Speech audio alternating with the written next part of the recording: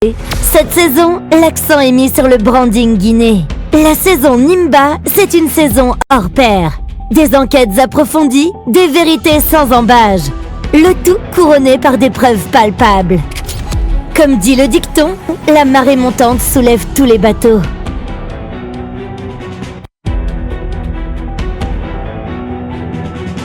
Le retour mastodonte des déballeurs est imminent et fait trembler dans l'arène médiatique guinéenne. Ils sont jeunes, ils sont dynamiques, ils créent des jaloux, ils n'ont même pas le cran de nous égaler. Kadeka Kamara, Abdoulaye Kaba, Fodé Amar Souma, Ousmane Kamara, Adama Doucouré, Mustapha Bari, Ali Benoît Tonguino, Sibi Alseni, Yansane Mariam ne trembleront pas, ne failliront pas, ne céderont pas non plus, et nul ne pourrait les arrêter. Cette saison, l'accent est mis sur le branding Guinée. La saison Nimba, c'est une saison hors pair. Des enquêtes approfondies, des vérités sans embâge. Le tout couronné par des preuves palpables. Comme dit le dicton, la marée montante soulève tous les bateaux.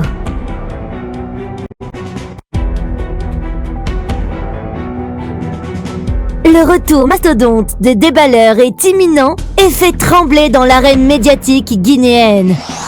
Ils sont jeunes, ils sont dynamiques, ils créent des jaloux, ils n'ont même pas le cran de nous égaler.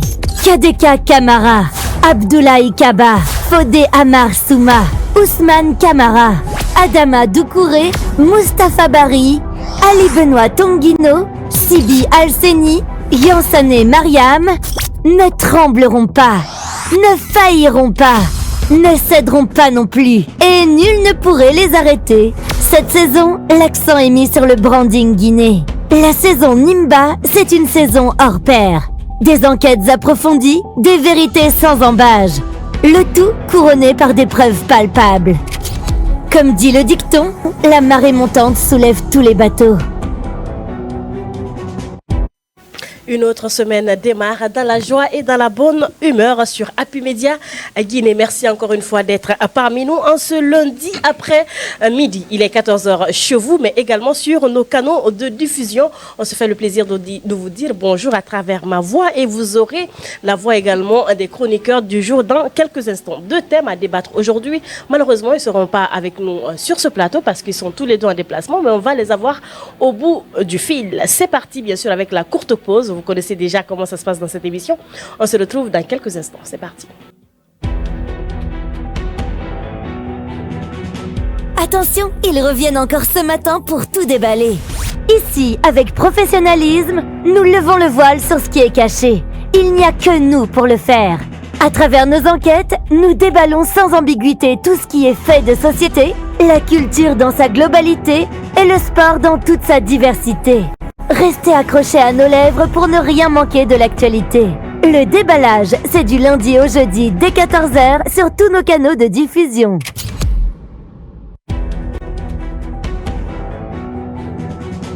Attention, ils reviennent encore ce matin pour tout déballer. Ici, avec professionnalisme, nous levons le voile sur ce qui est caché. Il n'y a que nous pour le faire. À travers nos enquêtes, nous déballons sans ambiguïté tout ce qui est fait de société, la culture dans sa globalité et le sport dans toute sa diversité. Restez accrochés à nos lèvres pour ne rien manquer de l'actualité. Le déballage, c'est du lundi au jeudi dès 14h sur tous nos canaux de diffusion.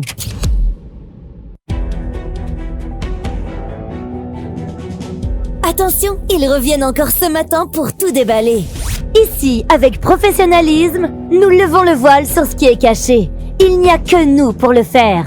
À travers nos enquêtes, nous déballons sans ambiguïté tout ce qui est fait de société, la culture dans sa globalité et le sport dans toute sa diversité. Restez accrochés à nos lèvres pour ne rien manquer de l'actualité. Le déballage, c'est du lundi au jeudi dès 14h sur tous nos canaux de diffusion. deux thèmes, comme j'ai annoncé au début de cette émission. Le premier, bien sûr, silence radio pour l'artiste Steve Wanlocks. Les raisons, on a envie de comprendre dans quelques instants. On va partir au bout du fil avec lui. Et en deuxième partie, Abu Tanaka qui apparaît dans un style qui surprend tous les internautes. Ben oui, certaines personnes le comparent même à Michael Jackson. Ben oui, ceux qui l'ont connu dans son avant et dans son maintenant, il y a une grande différence. On a envie de comprendre les raisons de ce changement et ça sera avec lui au bout du fil. Il faut rappeler qu'il se trouve du côté de la Suède, mais nous, on ne va pas rester comme ça, on va l'avoir au bout du fil pour comprendre les motivations, ceux qui l'ont poussé, bien sûr, à faire cela. Ils sont tous en chemise, cravate et en pantalon noir aujourd'hui sur ce plateau. Coïncidence ou pas, j'en ai aucune idée. Doucouré, Souma et bien sûr Mustapha. Bonsoir.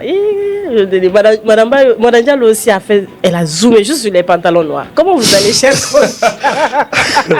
Sacré, Madame Diallo, t'es trop forte. Bonjour, cher chroniqueur. Amar, hein? Amar, bonjour. Bon, vous voulez que je le nomme? Amar en pantalon noir, chemise bleu clair et cravate noire. Bonjour, comment tu vas? Ouais, bonjour, je vais très bien et bonjour à nos millions de téléspectateurs qui nous regardent à travers le monde. Ça va? Super, on est en forme. Le week-end, ça a été? Ouais, le week-end s'est très bien passé, sauf que les mauvaises nouvelles ne finissent pas dans ce pays. Tout le temps, on a l'impression qu'il y a le viol qui est en recrudescence dans ce pays et que les jeunes filles se font violer aux yeux, vus au-dessus de tout le monde sans que nos scier. Est-ce qu'il est devenu de véritables problèmes? Les autorités, normalement, devraient s'activer là-dessus parce qu'il y a tellement de vipères, des personnes, des vermines qui... Justement, c'est même pas des malins, c'est des criminels. C'est des criminels qu'il faut s'en débarrasser dans ce pays. C'est pas bien parce que tout le temps, on entend qu'il y a du viol, c'est quelque chose... Moi, c'est anxiogène, ça m'énerve beaucoup. Donc, les autorités, normalement, devraient s'activer là-dessus. Il va falloir qu'on arrête avec ce laxisme parce qu'on se demande qu'est-ce qui n'a vraiment pas marché avec... Qu'est-ce qui n'a vraiment pas marché avec ces violeurs qui font en longueur de journée sur les filles innocentes. Donc c'est ce qui m'anime ce matin, malgré... Sinon ça va. Ça va. Un peintre a pris tout son temps. Il a fait juste baguette magique comme ça et puis on a retrouvé des peintures sur la chemise de Doucouré. Et après sa cravate est assortie bien sûr aux couleurs de la peinture. Arrêtez, qu'est-ce qu'il y a? C'est l'ingéniosité. Mais oui, carrément. Je sais pas comment est-ce que le monsieur il a pris tout son temps et tout. C'est avec beaucoup de technicité, sauf que c'est pas un journal, quoi. Hein? Non. Ça n'a rien à voir avec un journal, mais quand même, je pense que c'est un peintre qui a pris tout son temps. Et après, c'est assorti à ton pantalon. Comment tu vas? Je vais très bien que je garde ce sourire ce matin, mais très malheureusement, vous saviez que je viens de Kindia. C'est ma ville natale où je suis né. Dans la matinée d'hier, d'accord, notre ville a été frappée par cette mauvaise nouvelle, d'accord, le décès de deux jeunes. Le premier, c'est un rappeur d'ailleurs qui se trouvait de l'autre côté, d'accord, qu'on appelle Houssen Bari, d'accord, Torg Z, qui faisait partie du groupe Les Frères H. Donc très malheureusement, ce dernier nous a quittés et surtout le départ de cette jeune fille qui est connue par le nom de le sobriquet de Mira Camus, mais son vrai nom c'est Mariam Kamara. Cette jeune fille très sublime parce que moi j'ai eu la chance de la connaître. On s'est côtoyé. Il y a quelques mois, elle a perdu son fiancé. Son fiancé également, oui, absolument. Donc on a perdu cette dernière aussi dans un accident de circulation, très malheureusement, parce que il faut le dire, à tout bout de champ, on ne cesse de dénoncer d'accord la mauvaise conduite. Son fiancé aussi a succombé dans un accident. Dans un accident de circulation. Elle a été victime de la mauvaise conduite justement des engins à 3 roues. C'était vers le Carrefour Ambiance, d'accord, en allant vers Lambaye. Et justement, brusquement, il y a un engin à 3, comment dire ça, roues qui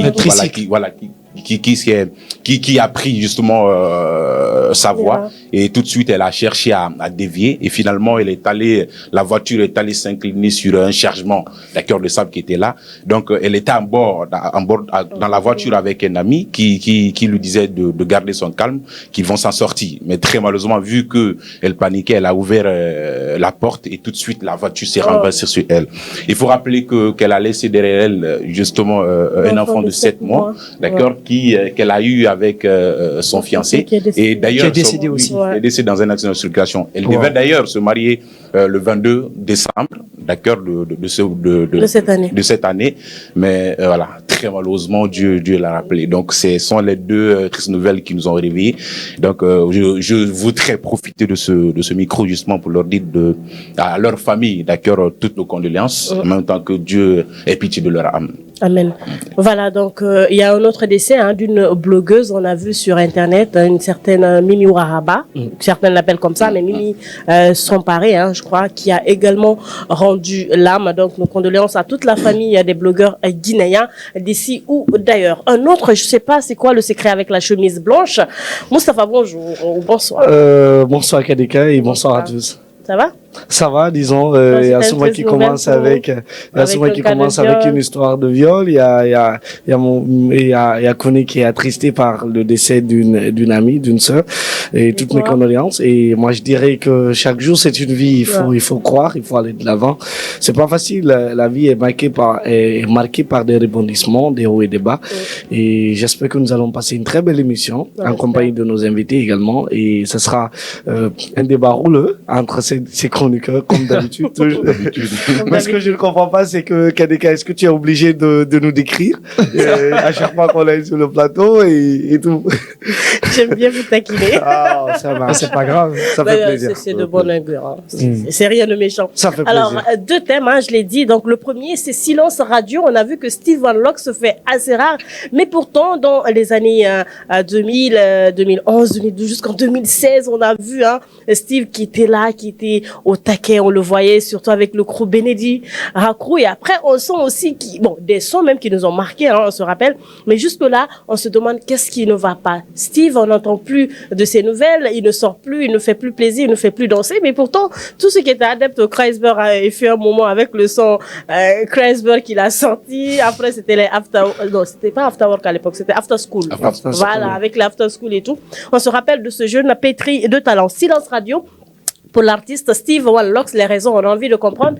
Et Madame Diallo et toute la technique vont s'y mettre pour pouvoir le joindre et l'avoir au bout du fil. On va parler de ses débuts, de son intégration dans le crew Benedi, mais également de sa séparation avec le crew, de plein d'autres choses, parce qu'on a envie de comprendre ce qui s'est passé. En deuxième partie, nous aurons Abou Tanaka, qui aujourd'hui aussi fait objet de polémiques sur les réseaux sociaux, des comparaisons à ne pas finir, des commentaires à ne pas finir. Donc, on va essayer d'avoir ces deux invités au bout du fil. Ne vous déconnectez pas, vous savez, c'est jusqu'à 15h30 minutes, nous serons avec vous. Donc la régie, c'est quand vous voulez, vous pouvez essayer de joindre Steve Van Locke pour nous.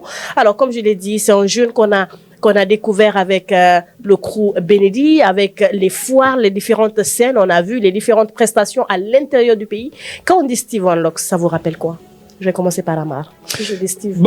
Comme vous le savez, Steve Van Locke, il a marqué son temps. Il a été un artiste qui a été beaucoup plus plébiscité en Guinée parce qu'il est arrivé avec une fulgurance exceptionnelle, avec un style à son genre. Uniquement, on le voyait avec justement son style, son Warlocks, comme c'est son nom. C'était un Warlocks. Donc à un moment donné, il nous a fait danser, il nous a émerveillés à travers ses sorties avec ses styles. Comme on le sait, je me rappelle encore de sa musique là, 1 kilomètre à pied. Je marche avec mon BMW pied, c'est ça. Donc aujourd'hui, ce qu'on n'arrive pas à comprendre, c'est qu'aujourd'hui, Steve Warlocks, il n'est plus sous les projecteurs, il fait plus de musique. On se rappelle aussi à un moment donné, il avait fait une annonce comme quoi il allait venir avec un deuxième album, mais qui jusqu'à présent n'est pas sorti. Donc après un premier album dans Benedi Racrou, qui était ma passion, qui nous a tant passionné, bien sûr qu'on a beaucoup aimé, parce qu'avec ça, il a fait beaucoup plus parler de lui. Et il nous a fait une annonce de deuxième album qu'on n'a pas encore vu. Donc finalement, je me dis, est-ce que sa carrière aussi n'est pas en train de marcher avec cette BMW pied ensuite? Donc aujourd'hui, c'est ce que nous on va essayer de comprendre.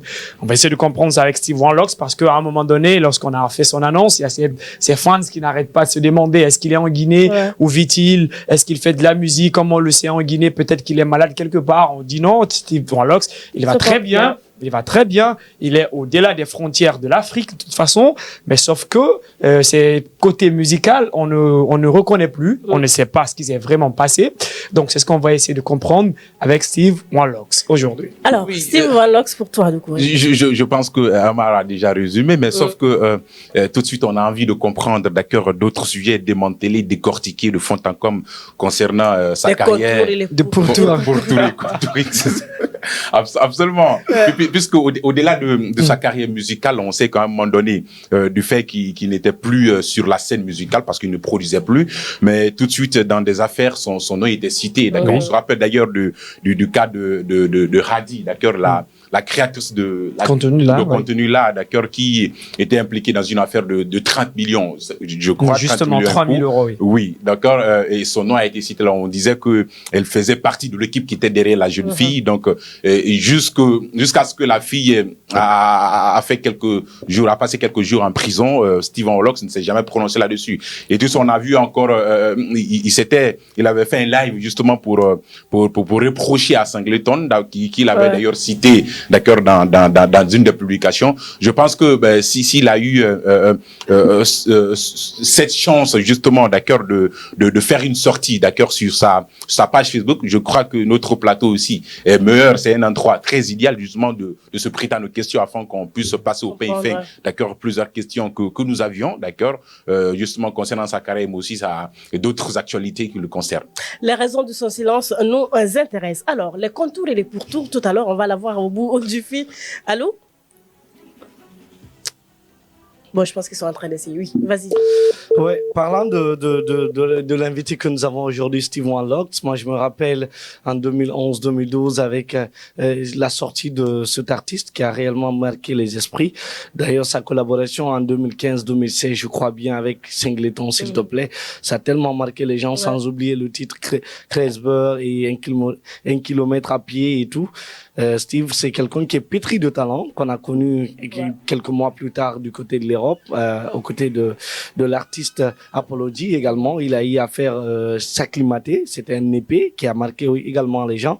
Et récemment, on l'a connu avec le titre Koumi également, qui a bercé un public à un moment donné. Mais non, Mustapha, s'il te plaît, quand même. Koumi. Mais je pense que c'est passé inaperçu. C'est passé inaperçu. Et d'ailleurs, pour preuve, il a continué avec une nouvelle collaboration avec un artiste nommé. Est-ce qu'on n'a pas Steve nommé Boutifaya. On va essayer de voir. Allô, bonjour. Allô. Bon, Madame Diallo va faire parler. Oui, je pense qu'il est là cette fois-ci. Steve Horlocks, bonjour. Bonjour, vous allez bien? Bien, merci. Est-ce que vous pouvez trouver un endroit adéquat parce qu'on a l'impression de ne pas bien vous écouter, s'il vous plaît? Ouais, là, je pense que c'est bon, je sais pas. Moi, je pense que là, c'est encore. Ouais, okay. D'accord. Comment allez-vous, Steve? Déjà, on vous dit merci d'avoir accepté de nous donner un peu de votre temps à travers cette émission, Le Déballage. Bonne arrivée. Merci beaucoup. Le silence radio pour l'artiste Steve Horlocks, ça nous intéresse. On a envie de comprendre les raisons, les motivations de pourquoi on n'entend plus parler de vous, pourquoi on n'arrive plus à danser sur vos titres. Mais bien avant, on va s'intéresser au début de Steve Horlocks. Steve, déjà, où est venu l'amour pour ce métier? Ouais, moi, j'ai toujours été Le déballage.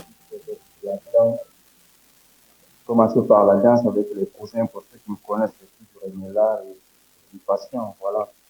Donc, ça n'a pas toujours débuté par la musique, ça a débuté par la danse, l'art, et les dessins aussi, donc, je pense que c'est un artiste passionné. Un artiste passionné. Alors, comment vous avez quitté de la danse à la musique cette fois-ci? Oui, j'avais des problèmes d'articulation, comme je l'expliquais. J'avais des problèmes d'articulation parce que j'avais mon épaule qui se déboîtait quand je faisais beaucoup de danse. D'accord. Donc, ça.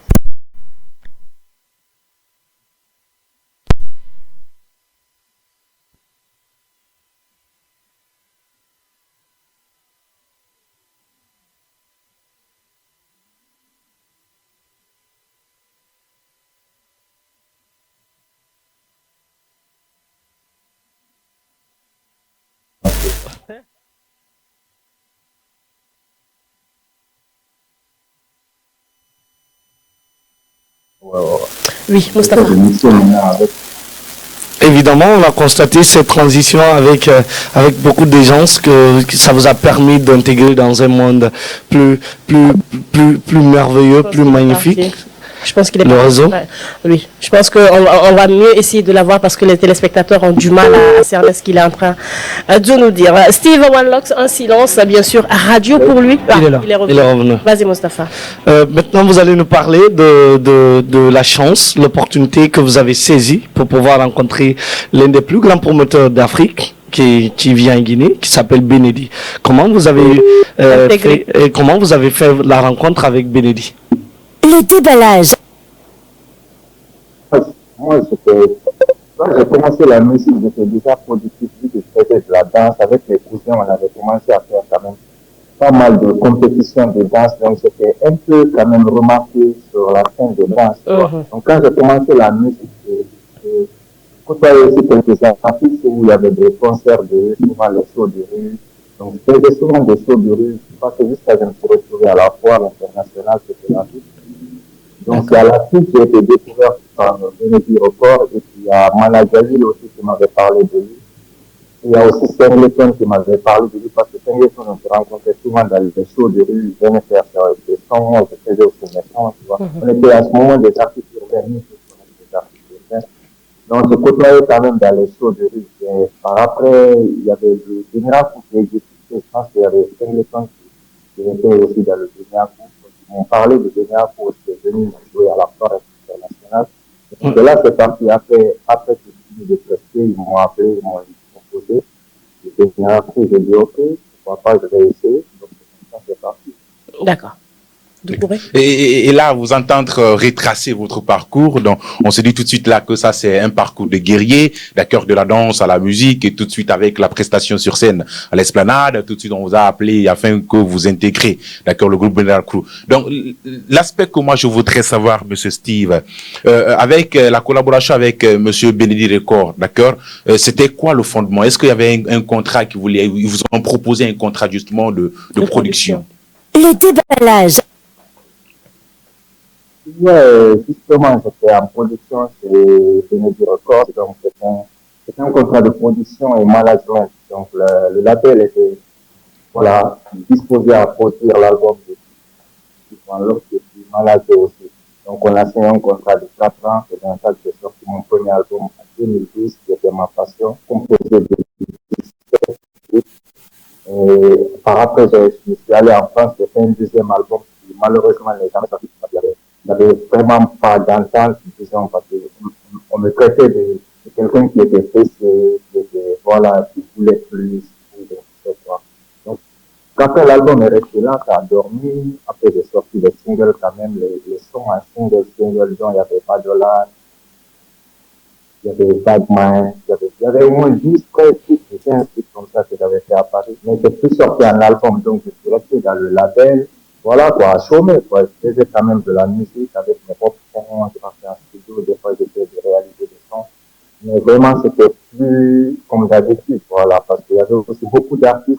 Donc je pense que ça a dû fatiguer le producteur qui n'a pas pu vraiment s'orienter sur les artistes qui a signé, donc il devrait savoir un contrat aussi, tu vois. Donc à un moment donné, il fallait aussi se faire sur moi. Et après, j'ai attendu que le contrat terme et puis D'accord. On continue avec toi ou... Justement, vous avez parlé de cet album qui est Ma Passion, qui a passionné beaucoup plus de personnes et qui déjà prouve que vous avez une passion pour la culture et l'art déjà. Alors parlez-nous de la cuisson de cet album, parce qu'on aurait appris par plusieurs personnes que cet album, après le retour sur cet album, il y a eu quelques bisbilles entre vous et le manager, que c'est ce qui a valu que cette discorde est venue, mais que finalement, que vous êtes en train de dire que c'est parce qu'il disait que vous étiez pressé. Il y a un flou autour de ce que vous êtes en train de dire, Steve. Le déballage. Non, moi c'est pour vous dire déjà que je suis prêt. L'album a été enregistré au studio Jagger Papier, effectivement. J'ai fait l'album en 2 semaines. Oui. En 2 semaines, on a fait 17. Et même c'était une première fois pour lui de travailler avec un artiste comme ça. Et les sons que j'ai eu à faire dans ce premier album, ils sont toujours d'actualité. Des fois, tu mets les sons, ça change, même en voix, tu vois. Moi, j'étais prêt déjà, prêt de travailler. Donc, quand j'ai eu l'opportunité, j'ai saisi cette opportunité, j'ai fait tous les titres. Donc, ce qui était autour maintenant, c'est le travail qui devrait être autour de cet album qui n'a pas été aussi fait comme je ne vais pas dire que ça n'a pas été fait, mais ça n'a pas été suivi, quoi, parce qu'il devait y avoir une feuille de route pour l'artiste, ce qu'il faut après l'album. Plan de carrière, donc. Est-ce que je peux revenir? Justement, Steve, je voudrais savoir. C'est comme ça que c'est pas que On a du mal à vous entendre. Merci de faire un tout petit effort, s'il vous plaît. Oui, Moustapha, vas-y. Ce que moi je voudrais savoir, après la dédicace de l'album Ma Passion en 2012, les revenus que vous avez eus, comment c'était avec l'album? Parce que on a vu que ça a enregistré un franc succès. Vous êtes allé à l'intérieur du pays, ça vous a valu même une tournée dans la sous-région et ailleurs. Et dites-nous, quels étaient les revenus et bien les avantages que vous avez su profiter réellement autour de l'album Ma Passion? Le déballage. Voilà, peut-être nous, c'est là-bas, on n'a pas compris quand on a commencé à faire la musique, c'est ce côté business. Parce que les producteurs, ils ont tendance à travailler avec un artiste comme un fils, comme la famille, comme ton parent. Toi, tu prends ça aussi en considération, tu te dis, ok, c'est la famille, malgré qu'il y a le contrat, mais c'est la famille, quoi, tu vois. Moi, je faisais beaucoup de kermesses en 2014, j'ai enregistré, j'ai même mon bloc où j'écrivais tout. Toutes les kermesses que j'ai eu à faire, les concerts, j'avais fait plus de 100 kermesses. J'avais tout ça avec lui. L'argent, je ne recevais pas l'argent directement. Moi, mon producteur m'appelait pour me dire, tu as un carnaval jeudi, tu as un carnaval mercredi, lundi, mardi, jeudi, jusqu'au samedi, vendredi, des fois, vendredi, samedi. Jeudi, vendredi, samedi, j'avais des concerts. Des fois, je peux avoir 4 concerts dans la journée, 3, 2, mais l'argent, moi, je ne recevais pas l'argent. L'argent partait directement sur le producteur. Maintenant, c'est un jour, j'ai décidé d'aller réclamer cet argent en totalité parce que moi, j'avais calculé. J'ai rencontré même les chefs de classe pour leur dire, ah, c'est comment vous m'avez payé combien. Là, je faisais aussi quelques enquêtes, quoi, tu vois. Parce que je me disais que à chaque fois que j'ai besoin d'argent, quand j'appelle mon producteur pour de l'argent, il me donne 500 000. Des fois, il me donne 1 million. Je dis, attrape ça quand on va finir. Parce que j'avais beaucoup de concerts, j'avais pas aussi le temps. Mais c'est quand je suis venu récupérer la totalité de l'argent, c'est là que ça commençait à mal se passer, quoi, tu vois. Il y avait un gars qui était témoin, il a dit que il est décidé que là, mon représentant, c'était mon témoin du compte. Et quand j'ai signé le contrat, c'était mon témoin, c'est Nesta. Justement, pour la dédicace KDK, oui. Pour la dédicace, vous avez eu combien au moins? Et à combien s'élevait avant le cachet de Steve? Ça fait 2 questions. Ça fait 2 questions. On va avec voilà. D'abord, le cachet des artistes du Bénédicte était à 5 millions. Ça, c'était le minimum. Minimum. 5 millions. Le minimum, quoi. Pour la dédicace, minimum. Il y a des concerts où j'ai fait qui étaient à 15 millions, à 10 millions, à 8 millions. À l'époque. Mais on ne me disait pas que c'était l'argent qui était perçu, quoi. Mais après, moi, j'apprenais aussi par la suite,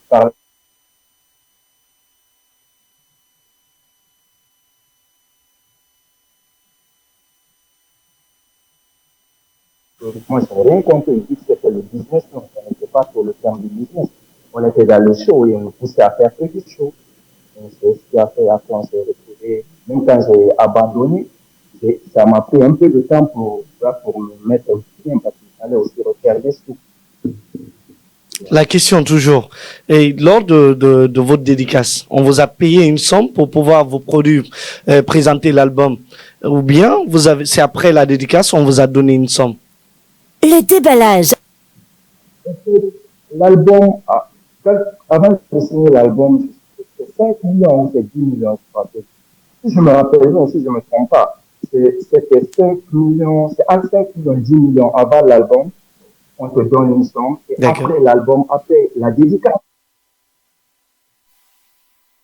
Je pense qu'on va marquer une courte pause, de temps pour nous de régler ce petit souci technique pour que les téléspectateurs et auditeurs puissent bien comprendre le message ou notre échange téléphonique avec Steve. C'est parti avec une courte pause. À tout de suite. Le déballage, l'émission qui vous amène au cœur de l'appréhension des faits et actualités de la Guinée et d'ailleurs. Du lundi au jeudi de 14h à 15h30, suivez la Team Choc pour des analyses, des décryptages et des commentaires hors pair. Ici, on parle sans détour et on décante le vrai du faux. Le déballage, c'est Sans langue de bois sur Happy Media, disponible sur Star Times, TNT, Canal 104 et sur tous nos canaux synchronisés. On s'excuse pour cette interruption. Indépendamment de notre volonté, il faut comprendre que c'est également les aléas du direct. Silence radio pour l'artiste Steve One Locks. Les raisons, on a envie de comprendre. On s'excuse encore une fois pour la mauvaise qualité du son. On va repartir avec notre invité et essayer cette fois-ci de vous proposer quelque chose de bon et de meilleur. Pourquoi ce silence? On était en train de parler bien sûr de son intégration au sein du crew Benedi, mais également de la sortie de son album et de ce qui n'a surtout pas marché parce que d'après ce qu'on aurait compris, il y a eu tout est question d'argent. Voilà, après de suivi de plan de carrière. Steve, rebonjour ou rebonsoir. Comment allez-vous? Vous êtes là? Ouais, ça va, merci. Voilà, donc on s'excuse, on a eu un tout petit léger souci technique. Donc on va repartir et on va reparler bien sûr du crew Benedi, votre intégration bien sûr dans ce groupe. On s'excuse, mais c'est pour le plaisir des téléspectateurs, s'il vous plaît. Super, c'est parti alors. Donc on va aller directement sur comment vous avez signé bien sûr un contrat avec la maison Benedi Records. Ouais, je dirais que c'est parti de la foire. Après avoir intégré le mouvement, le Beniraco, après il m'a proposé un contrat de 4 ans pour 2 albums. D'accord. Donc, c'est comme ça, c'est parti. Le premier temps avant l'album qui était payé et après l'album aussi, le deuxième temps qui était payé. Alors le contenu du contrat, c'était juste pour une production d'album. Juste ça, ou il y avait un plan de carrière, un plan de développement de carrière qui suivait? J'avais reçu le contrat de production et un contrat de management. D'accord. Donc, tout était à la fois dans les deux, quoi. Voilà. Alors, Donc, après, voilà. Avec la production, maintenant le management, c'est là-bas qui a fait un peu l'écho. Sinon, la production, j'ai sorti l'album sur l'esplanade, c'était au Palais du Peuple, et puis à la place de Robin. Quand vous dites que c'est le management où ça fait défaut, qu'est-ce que vous essayez de nous dire exactement? Voilà, comme vous l'avez souligné tout à l'heure, le suivi, plan de carrière, et tout ça, c'est ça. Et après, c'est ça qui a fait que, voilà, moi, j'ai décidé de quitter parce qu'il n'y avait plus rien, il n'y avait aucun plan, il n'y avait aucune feuille de route. Et nous, on cherchait à rencontrer tout le temps, à parler. Moi, je cherchais, particulièrement, moi, je parlais tout le temps, je l'écrivais, je l'embêtais même, tu vois. Mais bon, ça. Justement, alors, vous avez, bien sûr, Moustapha me permet. Alors, vous êtes venu dans Benedi Records, dans la structure de Benedi Records pour la production et le management. C'était une bonne chose, j'allais dire, parce qu'on a vu quand vous avez produit un album dans cette structure de Benedi Records. Donc, cet album, il y avait 17 titres et que le titre, c'était Ma Passion. Vous étiez tellement passionné de l'art, de la culture et que vous aviez envie de montrer votre potentiel dans cette structure et dans le paysage culturel guinéen que vous avez produit 17 titres. Alors, selon ce que les gens ont raconté, oui, parce que l'album a marché, ça a beaucoup marché, donc Steve, il y a eu beaucoup plus de retours. Et on a vu Steve dans les tournées, dans la sous-région, ici même à l'échelle nationale, et que vous-même, vous avez dit quelque part que vous notiez dans votre bloc-notes que cela se comptabilise à 100, je crois, 100 kermesses, et que le cachet minimum était à 5 millions, ça pouvait aller jusque dans les 10-30 millions. Alors, selon vous, est-ce que vous pouvez nous parler du retour que vous avez eu sur cet album, ces tournées, tout, comment ça s'est passé côté business? Le retour financier. Le déballage. Voilà, moi, disons, j'ai appris. En fait, ça c'était une première expérience parce que moi, c'était ma première fois d'être produit et c'était mon premier album, donc je ne me connaissais pas vraiment. Je connaissais que faire de la musique, chanter, danser, ambiancer. Donc, ce côté business, moi, je ne le maîtrisais pas, franchement, et je ne connaissais rien dans le business. Donc voilà, quand j'ai commencé à faire des compteurs, j'ai juste pensé à noter, quoi. C'était bien de noter, savoir que j'ai fait telle école. J'ai quand même fait beaucoup de kermesses quand j'ai fait à noter. Après, c'est juste pour comptabiliser tout ça, c'était là qu'il y a eu un petit problème. Alors, je pense que vous n'avez pas répondu à la question de Amar. Est-ce qu'il y a eu un retour financier après toutes ces kermesses ou toutes ces scènes que vous avez eu à faire après la sortie de l'album? Oui. Il y a un retour financier, il y a eu un retour financier. Vous avez eu votre part. Vous avez bénéficié de ce retour? Pas la totalité. Je percevais des petites sommes d'argent, juste des besoins. C'était quoi, 500 000, 1 million, 1 million 500 000, le reste est Wow. par la maison. Mais ce que vous dites, c'est grave quand on sait que Benedi Record, il a une expérience dans ce milieu, il a produit beaucoup plus d'artistes. Mais monsieur Steve, s'il vous plaît, quand même, vous ne pouvez pas dire, après que l'album qui est monté en fulgurance, vous avez fait de francs succès en Guinée, jusqu'à présent, cela tourne en boucle dans la tête des gens. L'album, vous avez tourné, mais excusez-moi s'il vous plaît, vous avez tourné un peu partout, des kermesses que vous avez noté plus de 100. Alors, vous permettez encore de dire que c'était les 500 000, des oboles, des miettes que vous receviez, quand même. Oui, c'est ce que je vous explique là. Au début, moi, j'avais tellement de concerts que je ne pouvais pas avoir le temps. Même quand je suis allé en France, moi, j'ai fait une semaine en France parce que j'avais beaucoup de concerts en Guinée. Allez, j'avais un visa de 1 mois ou 2 mois. Je suis venu en France, j'ai fait une semaine. Pendant ces une semaine-là, j'ai fait mon deuxième album en France. Ouais. J'ai enregistré les Majolan et tout. Je suis rentré au pays pour refaire encore des concerts. Et c'est ce qui m'avait ramené au pays. J'avais beaucoup de concerts au pays. Mon producteur m'a appelé, m'a dit de rentrer. Je suis rentré, j'ai recommencé à faire les concerts, mais je transférais de l'argent pour mes besoins, pour acheter des trucs, de l'essence, pour bouger, pour faire des trucs. Mais la mensualité, l'argent même, était gardé par la maison de production. Un bon jour, vu qu'il n'y avait pas assez de concerts, ça a commencé à ralentir. J'ai décidé d'aller rencontrer un producteur et qu'on en discute, qu'on en parle la somme. Parce que moi, j'étais venu même avec mon bloc-notes pour lui montrer que j'avais noté tout. Et là, ça a été louche devant moi. Tu vois? Oui. Ça, c'était vraiment bizarre. Quand j'ai calculé, moi, mes calculs, c'était estimé jusqu'à dans les 80 à 100 millions quoi, de francs guinéens. Ça, c'est selon Je me retrouve avec 21 millions. Okay. Wow. Avec combien, s'il vous plaît? Non, mes calculs, avec 21 millions. Avec 21 millions. D'accord. Alors, moi, s'il te plaît, une question de précision. Cette fois-ci, c'est à mon tour. J'étais tellement choqué, ça m'a fait mal. Je devrais acheter une voiture.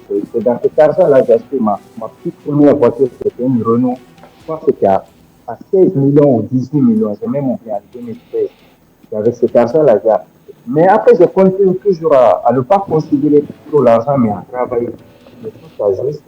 Oui. D'accord. Alors, Steve, moi déjà, bon, l'autre, c'est pas une question, mais c'est une doléance. Si vous pouvez, s'il vous plaît, vous déplacer parce qu'on a un peu de mal à vous entendre. Ça dépend de l'endroit où vous êtes, s'il vous plaît. Et après, ma question, c'est est-ce que dans le contrat que vous avez signé, le contrat de production, est-ce que dans ce contrat était énuméré noir sur blanc que lorsque vous faites une prestation après la sortie de l'album, vous êtes censé percevoir quelque chose? Parce qu'il ne faut pas oublier que les choses aussi, c'est les écrits. Est-ce que cela stipulait dans le contrat?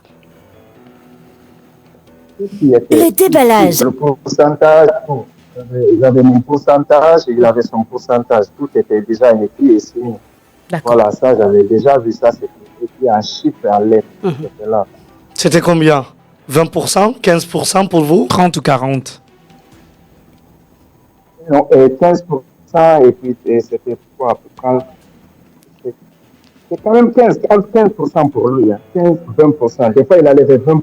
Parce qu'il y avait des concerts à l'international où c'était 20%.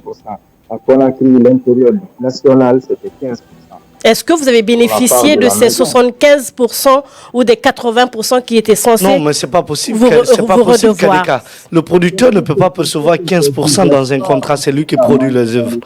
C'est après la production. On parle de spectacle là. On parle de production de spectacle. On se comprend bien. Parce que c'était ça ma question. Ouais. Voilà. Vous parlez de spectacle après la sortie de l'album, non? 1,5 et 3 millions. Voilà. C'est ça. Oui, tout à fait. D'accord. Il y a 5 millions parce que le minimum de paquet, c'était 5 millions. Donc, c'était 5 millions, j'ai 3 millions 500, il a 1 million. Justement, c'est ça. D'accord.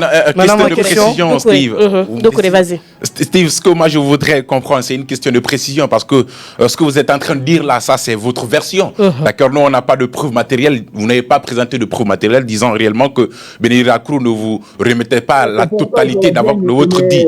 Être dans votre émission, être là en parler. Pardon? Comment? On n'a pas compris.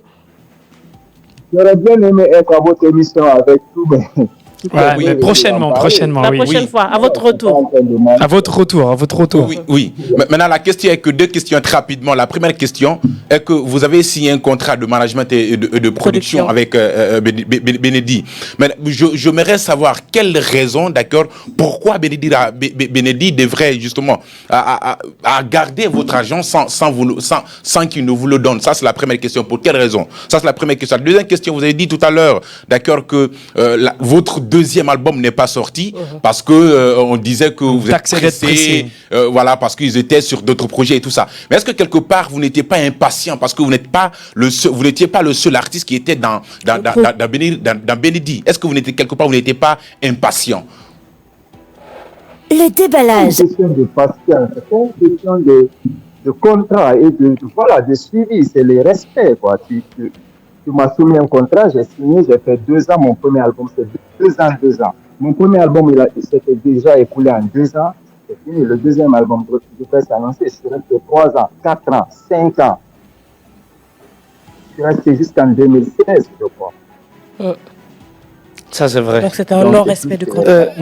Maintenant, La première question. La première question, vous n'avez pas répondu à la première. Oui, vous dites après les événements, ils se contentaient, d'accord, de vous donner les 1 million justement pour cabrer votre voiture, peut-être à assouvir d'autres besoins et tout ça. Mais pourquoi Benedi, d'accord, devrait garder votre argent? C'est quoi la raison pour vous? Mais moi, je ne sais pas. C'est plus qu'il gardait la totalité de l'argent. Moi, je suis venu, on a fait les comptes. Dans ces comptes-là, l'argent s'élevait à beaucoup, à une somme, voilà, de 85 millions, selon moi, ce que j'ai calculé, selon ce que j'avais noté. Mais ce que je me retrouve avec 20 millions ou 21 millions, c'était quand même dommage. Voilà. Après, moi, je n'ai pas insisté, mais j'étais choqué, c'est comme ça que je suis rentré à la maison, j'avais mal. Ouais. Moustapha. Dites-nous, qu'est-ce qui a mis fin à votre collaboration après que vous aviez un contrat de 4 ans et après 2 ans, vous avez vu que les choses ne sont pas roses, vous êtes resté dans le même contrat et jusqu'à la fin du contrat. Qu'est-ce qui a mis fin à votre collaboration? Le déballage. Moi, je suis resté jusqu'à la fin, c'est pour le respect du contrat. Je pouvais aussi résilier, parce que je savais, mais il y avait une certaine famille qui était aussi là, il y avait des artistes, il y avait des gens même qui voulaient être produits sans même penser au contrat. Tu vois. Et ça allait jouer sur ma vie. Moi, je voyais tout ça. Il faut que à un moment donné que je prenne mes responsabilités et que je m'organise aussi, que je fasse des trucs. Parce qu'après cette production-là, je vais forcément peut-être le produire un jour avec une autre maison ou seul. Donc, il fallait être patient et puis attendre, quoi. Alors, avant de passer à un autre point, Steve, nous avons reçu sur ce même plateau un autre élément du crew Benedi que nous avons reçu. Il s'agit bien sûr de VP Boy, qui est passé sur ce plateau de l'émission Le Déballage et qui nous a laissé entendre que vous seriez un peu la base ou la raison pour laquelle le crew Benedi il y a eu une dislocation plutôt au sein du groupe. Qu'est-ce que vous répondez par rapport à cela? Le déballage. Moi, je pense que ça, c'est déjà immature qu'ils réfléchissent comme ça ou qu'ils pensent comme ça. À un moment donné, il faut avoir un peu de bon sens, quoi, tu vois. Les gens qui sont dans la structure Benedi Records, c'est bien, c'est normal. Moi, je ne suis pas contre qu'ils défendent le producteur, c'est un grand frère, mais il faut aussi dire la vérité. Moi, je ne peux pas être la cause. Même si moi, j'étais la cause, comment il ne peut pas être aussi grand, aussi mature? Est-ce que ce crew-là ne se disloque pas? Parce que moi, je suis le plus jeune parmi eux. Comment moi je peux faire en sorte qu'un crew qui est une famille se gâte?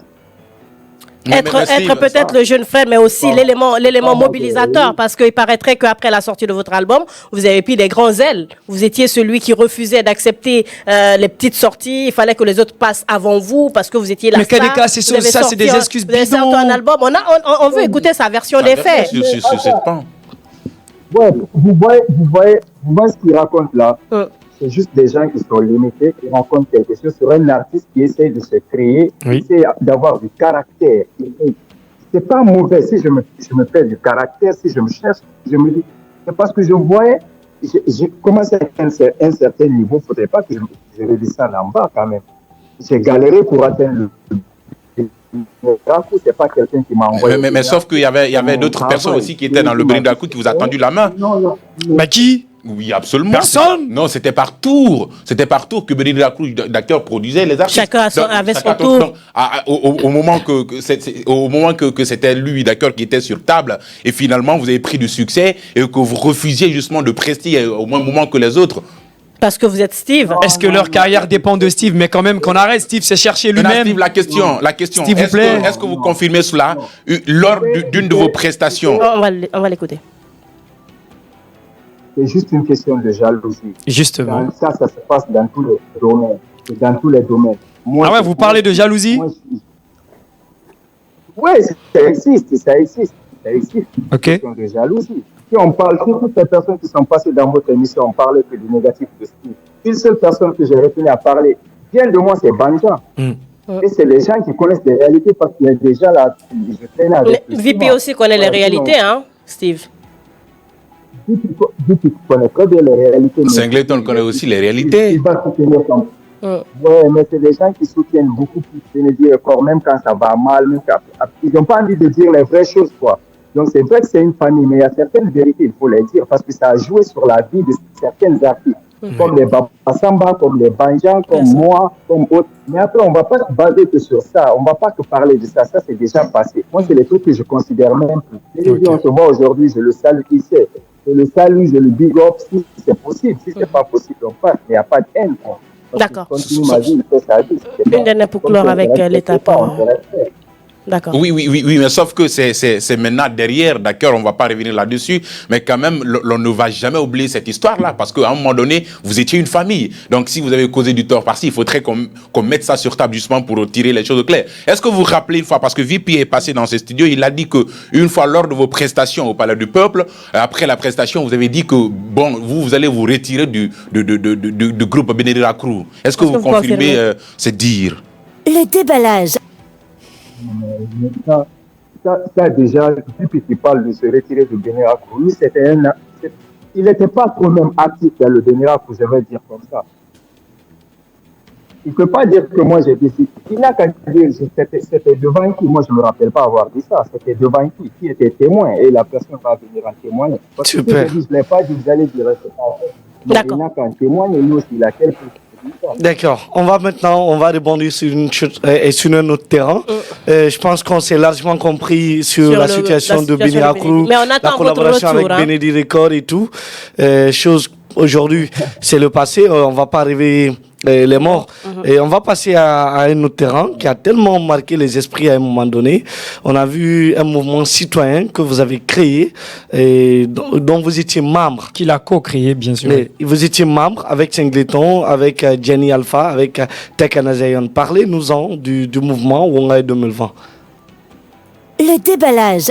Ouais, moi je pense que c'était un très bon mouvement, ça a bien débuté, il y avait des bonnes idées.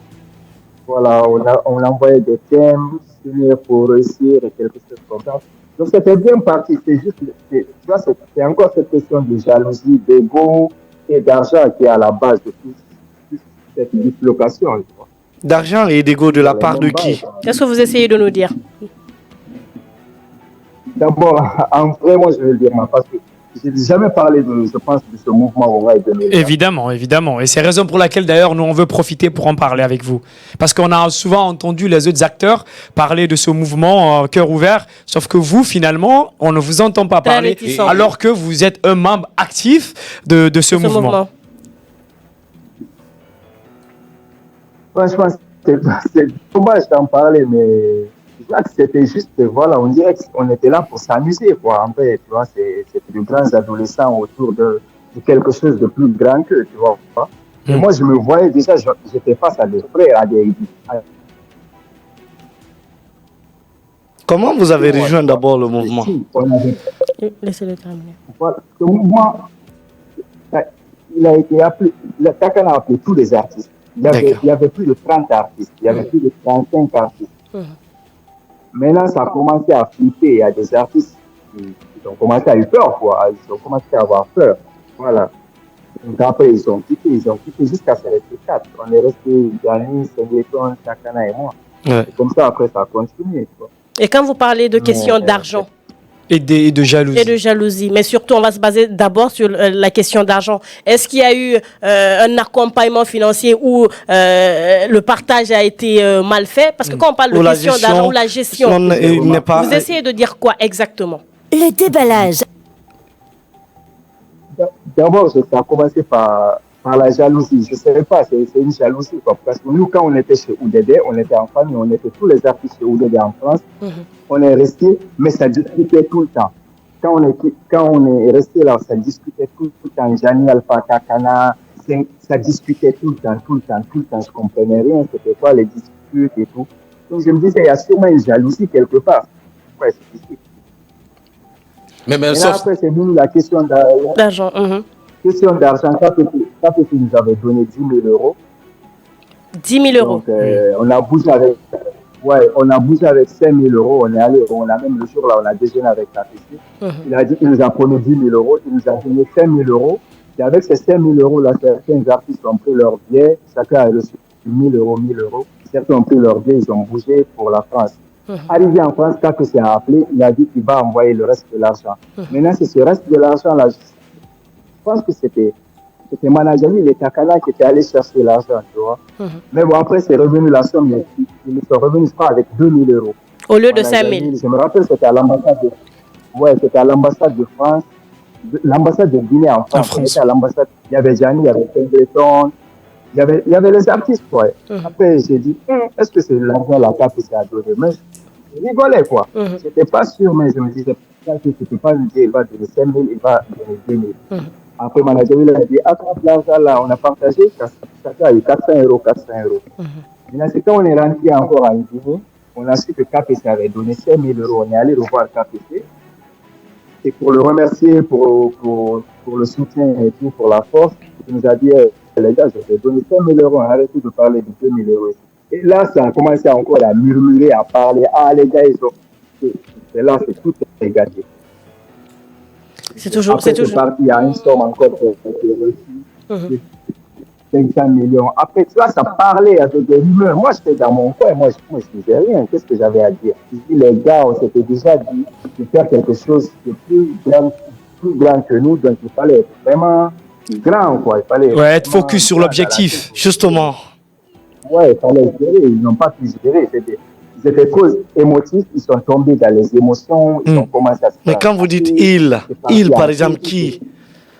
C'est vrai, il y a toujours un problème d'acceptation et d'ego. Oui, je parle des membres du mouvement.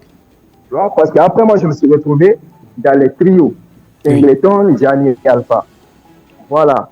Après, ils m'ont parlé, ils ont mis Takana de côté. Mais je voyais toujours ça négatif parce que c'est pas. On ne va pas se faire la guerre. On était en bloc hier. Aujourd'hui, on fait 2 blocs. On se fait la guerre. Moi, je n'étais pas pour. À un moment donné, je dis, moi, je suis arrivé à vos blocs de Emou Noma ou de Wongai 2020. Je vois déjà que ça ne va pas aboutir. Donc, j'ai abandonné. Oui, justement, on a reçu Singleton ici. On a eu la chance de le recevoir. Vous avez parlé d'un partage d'argent de 400 euros chacun, de part et d'autre. Mais à ma bonne mémoire, je crois que Singleton dit que depuis qu'on avait parlé de partage d'argent et que c'était les 2000, lui, il dit non. Que l'idéal du mouvement, c'est pas de se partager cet argent. Et d'ailleurs, il n'avait pas accepté, il a quitté. Donc, est-ce qu'il avait reçu les 400 alors? Le déballage. Il avait reçu. Est-ce que tout le monde avait reçu ce jour? Gianni Alpha, Takana? Tout le monde a reçu. Moi, j'ai pris l'argent, j'ai quitté. Je dis, ah, les gars, ok. Mais c'est comme ça, ils ont décidé. On avait 2 managers. Le manager, c'était Managerine et Mousto. Et nous, on était 4 artistes. Ok. Donc, les managers ont dit. Oui, Steve, les aspects que vous venez de relever là, d'accord, Gianni Alpha a fait de même, d'accord, on parle de jalousie, question d'acceptation, problème d'argent et tout ça. Mais sauf que Gianni, lui, il a quand même, on peut dire entre guillemets, le courage de pointer à un moment donné Takana Zion dans son direct où il disait il y avait ce problème, tout ça. Parce que quand on parle de jalousie, on parle de problème d'argent, il y a forcément, d'accord, une personne dans le groupe qui a le problème. C'était qui vraiment le véritable problème du groupe? Le déballage. Moi, je ne suis pas là pour indexer quelqu'un. Je suis là pour. Là, c'est de la mais quand même, pour éclaircir la lanterne des gens. d'accord, de tous ceux qui vous suivent. Justement, de grandes personnes, de grandes personnalités du pays se réunissent autour d'un idéal pour faire des grandes choses. Je pense qu'à un moment donné, il faut vraiment être intelligent et puis grand, dans la tête, pour essayer de gérer certains trucs. Même si Takana était la cible, comme il le dit, Takana était le truc. Mais ils connaissent plus Takana. Takana, c'est un produit guinéen, c'est made in Guinée. Jamais Alpha, c'est un produit guinéen. Si voilà, chacun de nous a ses défauts, ses qualités et tout. Évidemment. Pour ne pas discuter le mouvement, quel que soit le problème, de rester uni jusqu'à ce qu'on atteigne notre objectif.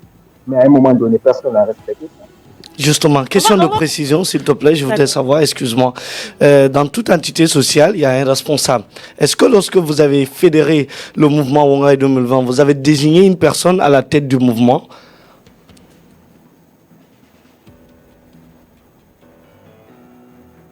Nous, on s'est retrouvés souvent en studio pour faire les sons, parce qu'on avait même commencé à faire un album. Évidemment. On avait fait 4 sons, il y avait même un autre son. Donc, il y avait des managers qui géraient. Donc, on était là en tant qu'artistes. Et moi, je me rappelle juste qu'on avait 2 managers. Donc, si 4 artistes se retrouvent avec 2 managers et que rien n'est géré, je pense que ce n'est pas de la responsabilité de tel ou tel ou tel, c'est tout le monde. D'accord. Alors, merci. Je pense, oui, tu as une autre question. Vous avez une autre question de précision. Moi, j'ai une question par justement, moi, la question que je veux poser, est-ce que selon vous, la dislocation de ce groupe n'a pas commencé depuis le salon de KPC lorsque vous étiez venu le remercier, alors qu'il vous a dit non, je n'ai pas donné les gars, j'ai pas donné 2000, j'ai ensuite redonné 5000 euros. Est-ce que c'est pas à partir de là qu'a commencé les bisbilles, les suspicions, les doutes et les petits conflits dans le groupe? Non, le mouvement même, ça s'est disloqué à Paris. À Paris? C'est à Paris. Ouais. Ok. Ouais, c'est à Paris parce qu'on est allé à Bruxelles, Takana devait aller à Jamaïque.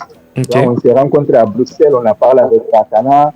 Après, tu vois, personne n'était content. Tu vois, je voyais déjà que ça allait mal se passer. Et d'ailleurs, discuter encore la même chose.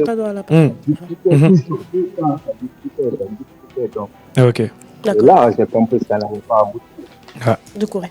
Oui, Steve, la question de précision que moi je voudrais justement poser, est-ce que, parce que l'objectif de Wongaï 2020, c'était de faire des œuvres dans lesquelles vous dénonciez le régime d'Alpha Condé et tout ça, afin que les élections aient lieu, d'accord, en 2020. Mais est-ce que finalement, d'accord, du fait que l'argent était sur table, l'objectif principal du groupe n'était pas de côté maintenant et que vous êtes resté focus sur le partage de l'argent? Est-ce que l'objectif n'était pas piétiné, je veux dire?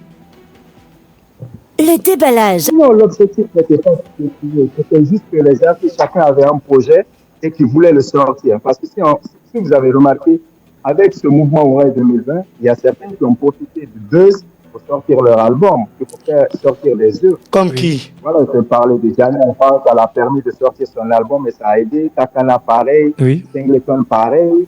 Et vous? Voilà, ça a aidé aussi. Quoi. Et vous, ça vous a aidé en quoi? Je n'ai pas sorti mon album parce que mais ce que vous dites comme ça, c'est grave. Hein? Non, mais ça n'a rien de grave. Mais c'est palpable, c'était visible, bien sûr. On peut l'écouter. Steve, vous, ça vous a aidé en quoi? Ouais, moi, c'est ce que je dis. J'ai appris, ça m'a permis d'apprendre et je continue à apprendre et à me perfectionner. Justement. Ah, ben, c'est bien. Alors, Moustapha, aussi, une dernière. Oui, justement, parlant toujours du mouvement du côté de Paris, est-ce que vous n'avez pas reçu également un autre appui d'accompagnement de la part d'un certain Guinéen également ici qui aurait amené également une somme d'argent pour vous? À cela s'ajoute de l'aide de KPC, je veux dire. Non, ça, je ne me rappelle pas. Je me rappelle pas de ça. D'accord. Steve, toujours, hein, c'est une question d'argent qui tourne parce que vous avez été cité dans une autre affaire qui n'a rien à voir avec le mouvement Wongaï 2020. Cette fois-ci, on va parler d'une affaire qui vous a mis en clash même avec Singleton. Je pense que c'était une affaire avec Aïcha, c'est ça? Évidemment, c'est avec cette cinéaste nommée Aïcha Prési. On n'a jamais entendu parler de votre réaction de cette situation. Elle aurait escroqué d'une manière ou d'une autre un opérateur économique guinéen dans une situation d'escroquerie d'une somme qui s'élève à 3 000 euros, estimée à 30 millions de francs guinéens. Et on vous disait que vous êtes derrière tout ça. Non, il a été cité par son confrère artiste. Évidemment. Oui, là, Est-ce que vous avez à répondre par rapport à ça? Moi, voilà, Singleton, c'est un gars faible, il est beaucoup aussi émotif. Singleton, c'est un gars très, très, très émotif. Moi, c'est ce qui a causé tout ça, c'est parce que je faisais des vidéos directes souvent sur ma page, faire des clashs, Singleton Dance, à chanter, à faire du dancehall. Là, il voyait souvent des pubs, je faisais des pubs. La fille qui a fait son truc, elle a fait ça. Moi, si j'ai été cité dedans, les avocats, ils allaient en parler, ils allaient m'impliquer dedans. Évidemment. Il a juste profité de ça pour nuire à mon image. Après, je l'ai écrit directement, je l'ai appelé, j'ai dit, mon gars, tu peux tomber dans les mains de la police à cause de ce que tu racontes, tu n'as aucune preuve. En plus, tu racontes des conneries. Après, il a commencé à rire de ça et puis même à faire les fausses. Il a même parlé de ma mère. C'est ça aussi qui m'a fait mal. Parler de ma daronne sur les réseaux sociaux. Moi, je n'ai jamais parlé de sa daronne sur les réseaux sociaux. Je pense qu'à un moment donné, j'ai dit, c'est bon, je l'ai bloqué, je l'ai appelé, je l'ai dit, moi, je suis un gars de la rue, je ne vais pas t'envoyer ou chez les autorités et tout. On va gérer ça musicalement. Si tu es chaud, tu peux aller faire du son. Mais moi, je te préviens, moi, je suis ton père musicalement, tu vois. Et ça, tu le sais. Donc, moi, j'étais toujours dans l'idée de faire de la musique. Steve, on a l'impression que vous victimisez beaucoup. C'est tout le temps les autres qui vous font du tort. C'est tout le temps les autres qui sont jaloux de vous. Vous n'êtes pas le problème. Est-ce que vous n'essayez pas un peu de profiter de notre antenne pour vous éclaircir de toutes ces situations-là? Parce qu'on ne peut pas comprendre que vous soyez cité, qu'il y ait des problèmes et qu'après vous essayez de laver votre honneur. Singleton, non, mais quand même. Mais Singleton quoi? Non, mais Singleton, il a toujours été son frère, hein, il faut se le rappeler. Il a été son frère avant Benirakrou parce qu'il faut rappeler que c'est un peu Singleton qui l'a tiré. On veut comprendre, oui. Voilà, mon explique-moi, comment ton frère peut vouloir que toi tu ailles en prison? Non, mais ça, c'est une nouvelle qu'on apprend. Voilà. Donc voilà, mais pourquoi il a parlé de ça sur les réseaux sociaux? Justement. Il dit stop aux artistes arnaqueurs. C'était pour nuire. Oui, c'était pour juste nuire parce il était incapable d'aller en studio et faire un son qui avait le même niveau que les musiques que je suis en train de faire. C'est Steve le champion, c'est Steve qu'on essaie à l'époque. Steve, arrêtez un moment. Attends, on va pas tourner autour de la plaie. Steve, la question que moi je voudrais justement... Allez-y. Il n'a pas fini. On le laisse parler. Laissez-le parler. Moi, je parle juste qu'un frère qui veut te snitcher, un frère qui devient un snitch, c'est pas un frère. C'est toujours un problème qui n'a rien à voir avec la musique, avec les activités. Nous, on a fait... Et de quoi là-bas? Steve. Je fais de la musique, moi je suis pacifique, je fais mes trucs. Si mon frère me snitch, appelle pour me dire que je me victimise, moi je ne trouve pas de victimisation dans ça. Justement, il a mal fait, c'est pas mon frère, il n'allait pas le faire. Justement, mais il faut le préciser. Je pense que mon micro est coupé. Il faut le préciser. Est-ce que vous connaissez cette personne concernée à l'époque, Aïcha Prési, et comment vous avez observé la situation? Parce qu'on vous a cité. Il ne faut pas dire on vous qui. Pardon? On vous a cité qui? On vous a cité, non, vous ne posez pas de question ici. Est-ce que vous connaissez la personne concernée, Aïcha Prési, sur cette situation? Je connais la personne, j'ai même fait un clip avec elle.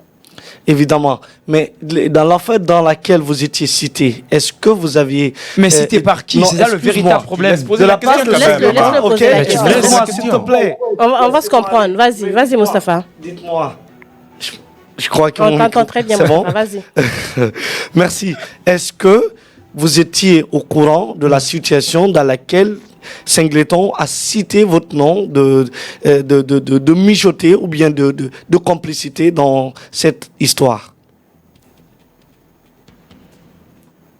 Si c'était le cas, je serais déjà dedans. Il serait cité. Tu parles de citer, tu ne parles même pas de qui citer. Après, tu me dis de ne pas poser des questions. Non, j'ai dit, j'ai dit, Singleton a cité votre nom d'être complice. Est-ce que vous étiez au courant de la situation dans laquelle on était en train d'associer votre nom vis-à-vis de ça? Oui, moi j'ai vu juste que Singleton, ce qu'il a fait, ça se fait pas. Et vous-même, vous devez le savoir, c'est pas quelque chose on ne joue pas avec, quoi. Lui, il a essayé de jouer avec pour se faire à mon image. Mais après, je l'ai laissé dans son coin. Et voilà, quoi. De courir. Oui, Steve, la question de précision que moi je voudrais poser, puisque avec Singleton quand même c'est votre frère, d'accord, quel qu'on soit PDX, on peut pas déduire cela parce qu'à un moment donné vous avez partagé, d'accord, la même maison de production. Maintenant la question que moi je voudrais poser, est-ce que votre frère, d'accord, peut se lever un bon matin comme cela, vous citer dans une affaire d'escroquerie sans qu'il n'y ait, d'accord, sans que la personne n'ait des preuves tangibles sous la main. Si vraiment vous n'étiez pas, d'accord, vous ne reprochez rien. Est-ce que parce que quelque part votre image était en jeu, c'était pas évident justement de briser, d'accord, le silence et d'expliquer de fond en comble que vous n'êtes pas lié à la dite affaire? Le déballage. Non, mais c'était pas. Moi, je pouvais pas. Déjà, j'avais sorti un single, Kouni, qui était en train de tourner, où j'avais sorti un son fort spécial. Je commençais à revenir petit à petit. Et ça l'énervait. Ça l'énervait. Moi, j'ai vu, il voit l'audience de ma page. Il voit les interactions. Moi, j'étais actif, j'étais là, je faisais la musique, j'ai fait un son, deux sons. J'ai commencé même à faire des clips. Ça l'énervait. Un beau jour, je serais lève sur une affaire d'arnaque. Il en parle. Il n'avait pas d'actualité. Il n'avait rien à montrer, quoi. Après, il a supprimé tout. Il n'avait pas de preuves. Parce que lui-même, il a dit que ce qu'il a fait, c'est mauvais. Il a regretté, il a supprimé. C'est lui qui vous a dit cela, que ce qu'il a fait, c'était mauvais? Mais pourquoi il a supprimé? Mais supprimer quelque chose et dire que ce que j'ai fait, c'est mauvais, font deux quand même. Il vous a dit que ce qu'il a fait, c'est mauvais? Mon gars, il n'a pas supprimé. Il a supprimé, on est d'accord. On est d'accord qu'il est supprimé. Moi, j'ai juste envie de comprendre. Est-ce que, parce que si on résume un peu ce que vous êtes en train de dire, c'est comme si un peu quelque part, Singleton était jaloux de vous. C'est ce que vous essayez de nous faire comprendre? Moi, je ne veux pas dire jaloux, seulement jaloux. Vous savez, dans la musique, il y a toujours des trucs de compétition pour animer la galerie. Moi, je faisais ça depuis toujours et Singleton le sait. Mais à un moment donné, ça l'énervait, quoi. Tu vois? Et moi, je continuais à le faire. Et il n'avait pas d'autres issues pour se rattraper. Singleton, ce n'est pas pour parler bien de moi. Là, je parle en tant que Steve Wallace. Singleton ne peut pas affronter Steve Wallace musicalement parlant sur n'importe quel terrain, sur n'importe quel instrumental. Là, je parle en tant que Steve Wallace. Au moins, je pense que Singleton est plus présent aujourd'hui que vous, justement. Et depuis tant d'années de cela maintenant. Mais cette présence-là, elle est limitée où? À Bouramaya ou quoi? Et vous êtes... Justement, mais quand même, c'est pas comme si on est en train de prendre une position, mais est-ce qu'il est en train de vivre avec nous? On n'est pas en train de prendre de position. Moi, je veux juste lui faire comprendre que ça nous ramène à la question de son silence. D'accord? Nous, on a envie de comprendre aujourd'hui les raisons du silence de Steve. Merci beaucoup. C'est surtout ça, vous devez d'abord. D'abord, longue distance, c'est déjà ça.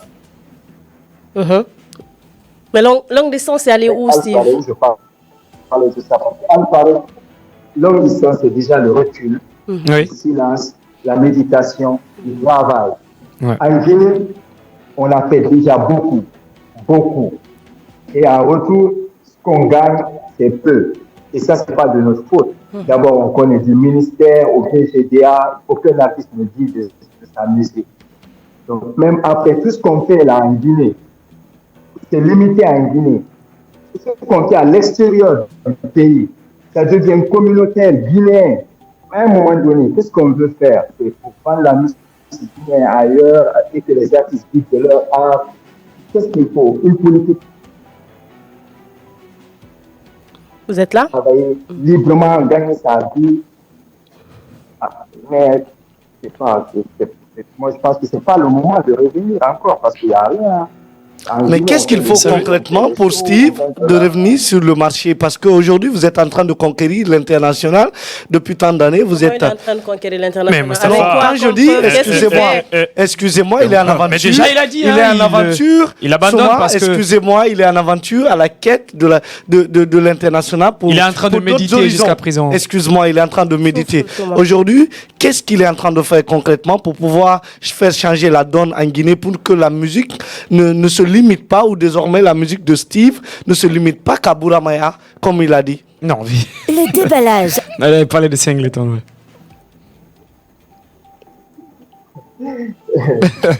Voilà, déjà, on va pas aller là-dessus. Moi, j'essaie juste de travailler, j'essaie d'être concentré sur être focus, quoi. Parce que le fait qu'en Guinée, ce que j'ai fait en 10 ans en Guinée, franchement, ça m'a permis d'apprendre, ça m'a permis de comprendre, ça m'a permis de me perfectionner. Et aujourd'hui, je peux revenir avec un album qui peut aussi m'aider à m'en sortir après, mais pas sur le plan national, mais sur le plan international, parce que je commence à apprendre. Les albums qu'on sort en Guinée, là, on les sort pour les Guinéens. Maintenant, quand un artiste décide de quitter la Guinée, travailler, se construire, se préparer, il peut forcément faire quelque chose qui dépasse la ligne. Ouais, se former. Ça prend du temps. Évidemment. À un moment donné, si tu n'es pas avec des gens qui connaissent ta vision, qui t'accompagnent dans ça, donc à un moment donné, il faut prendre du recul, il faut travailler sur soi. Pour rebondir, très bien. On voit Moustapha négocier. Excuse-moi, s'il vous plaît. Je veux dire une chose. Qu'est-ce qu'il fait aujourd'hui? Est-ce que c'est pas ce qui fait d'ailleurs que Steve est en train de perdre ses repères, en quelque sorte? Parce que vouloir conquérir l'international, c'est qu'il faut emprunter un nouveau genre musical, faut changer d'origine, faut élargir ce champ d'action. Est-ce que c'est pas ce qui fait qu'aujourd'hui, vous avez du mal à vous retrouver? Non, Steve n'est pas en train de perdre ses repères. J'ai sorti un son après combien d'années? Koumi, tu as quitté? Koumi. Tu as quitté le son? J'ai écouté Koumi, je vous reconnais plus. J'ai écouté Dream, je vous reconnais plus. Voilà, maintenant, cette direction musicale-là, nous, on est des artistes. La musique n'a pas de frontières. La musique aujourd'hui, tu peux aimer et l'autre ne pas aimer. Ça, c'est un langage de l'oreille. Maintenant, l'artiste, ce qu'il fait, il travaille sur sa musique et donner des sonorités qui peuvent toucher beaucoup plus de monde, une certaine audience. Ce que je fais aujourd'hui, c'est pas faire des repères, c'est plus que juste même en train de m'améliorer. Parce que moi-même sur du reggae, j'ai écouté des sons en reggae. Justement, avec la collaboration avec Kakandé.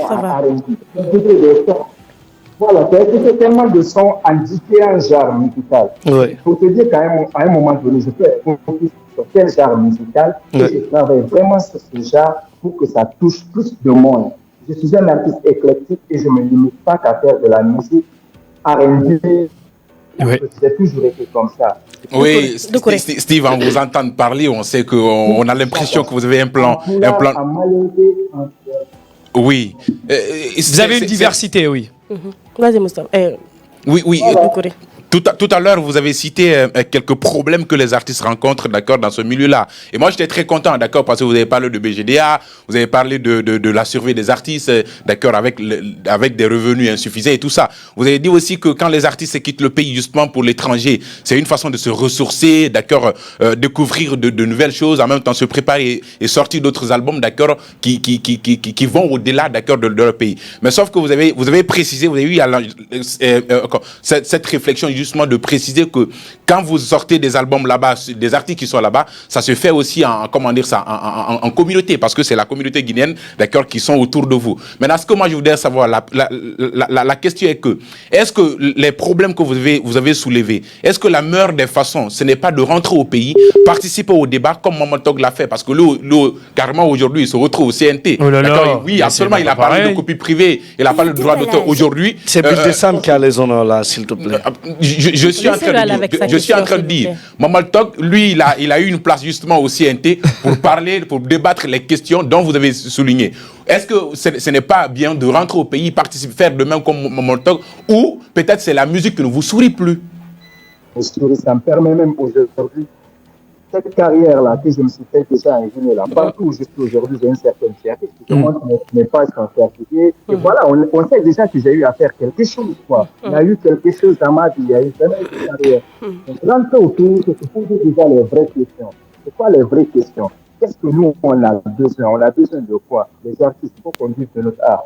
Comme moi, qui est au CNT, qu'est-ce qu'il fait pour les artistes? Qu'est-ce qu'il fait pour que la musique guinéenne, voilà, on parle des questions de la musique, des vraies questions, quoi.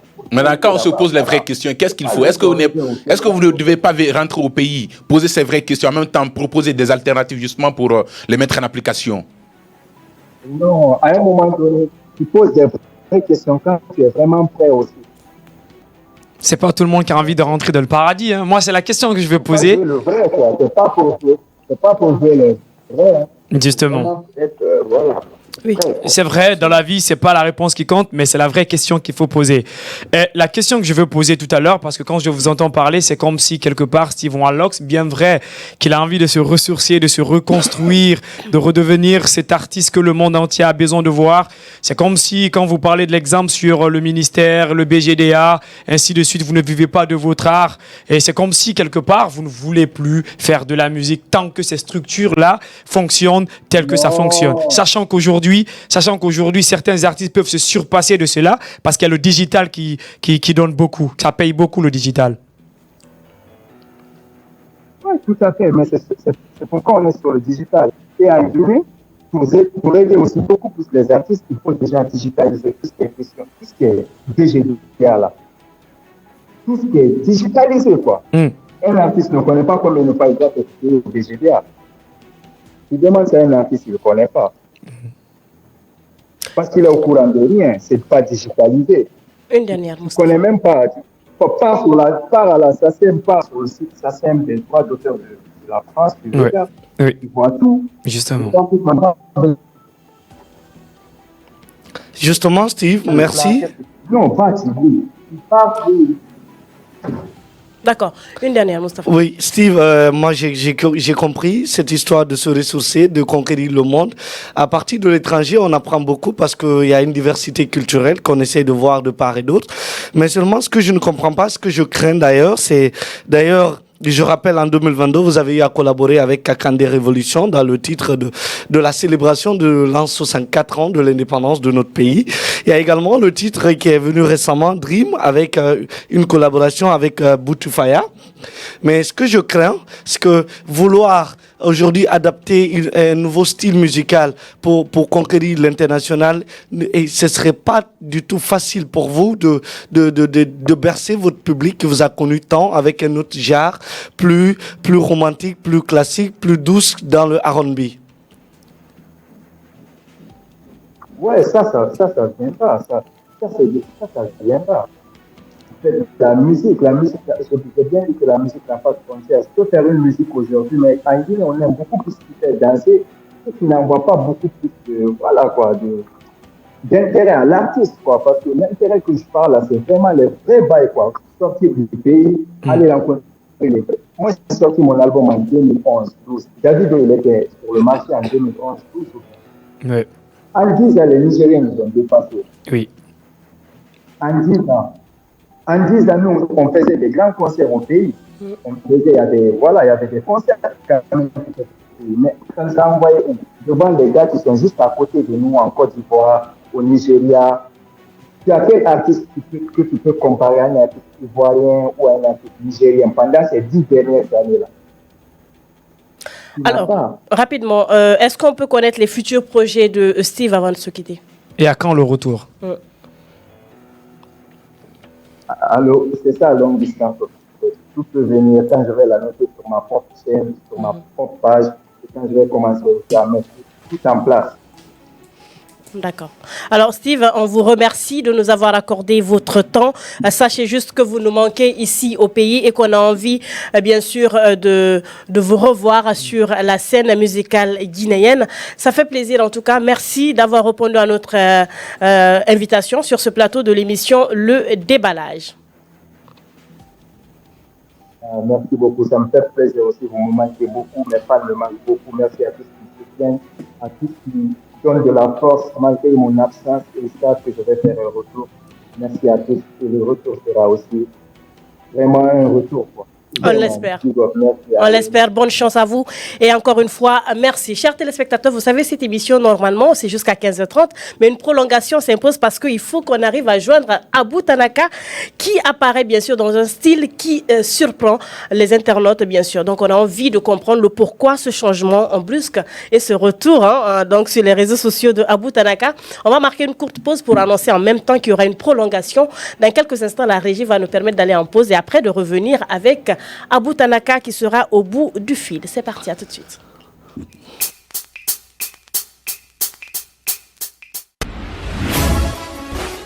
Star Times, la télé pour tous les Guinéens. Plus de 250 chaînes qui peuvent répondre aux besoins de chacun. Vous fournir un contenu de la plus haute qualité au prix le plus bas. Installation et services après-vente, toutes sont gratuites. Alors qu'attendez-vous? Maintenant, le décodeur DTH Complet Plus un mois super est à 180 000 francs. Le décodeur TNT Complet Plus un mois classique est à 150 000 francs. Sans frais supplémentaires. Partout en Guinée et installation gratuite. Dépêchez-vous et appelez au 655 700 700. Star Times, profitez de la vie numérique. Après, donnez-nous un peu. Joli garçon et son disque d'or. L'artiste aux multiples talents, faiseur de tubes, Roselyne Layo arrive à Conakry avec son tube à succès, Mogo Farima. Le centre d'expo de réseautage et du coaching, CERC, présente ce 11 novembre au Palm Camayen, la diva de tous les records, Roselyne Layo. À l'occasion de la Journée internationale contre les violences faites aux femmes, venez tous nous présenter vos Mogo Farima à ce concert au Palm Camayen à partir de 20h. Entrée unique, 500 000 francs guinéens plus cocktail. 10% des recettes de ce concert seront reversées à une ONG féminine. Infoline 664 209 342 ou 623 932 912. Vous cherchez une solution fiable à vos besoins en communication? Vous voulez booster votre pack client pour accroître votre chiffre d'affaires? Un seul choix, Happy Media Guinée. En version télé, radio et site d'information, Happy Media Guinée, c'est la garantie d'être écouté, lu et vu où vous voulez, quand vous voulez et comme vous voulez. Rendez-vous à Taouya derrière le marché. Vous pouvez également nous écrire sur l'adresse contact@happymediaguinée.com. Happy Media, votre joie commence forcément chez nous.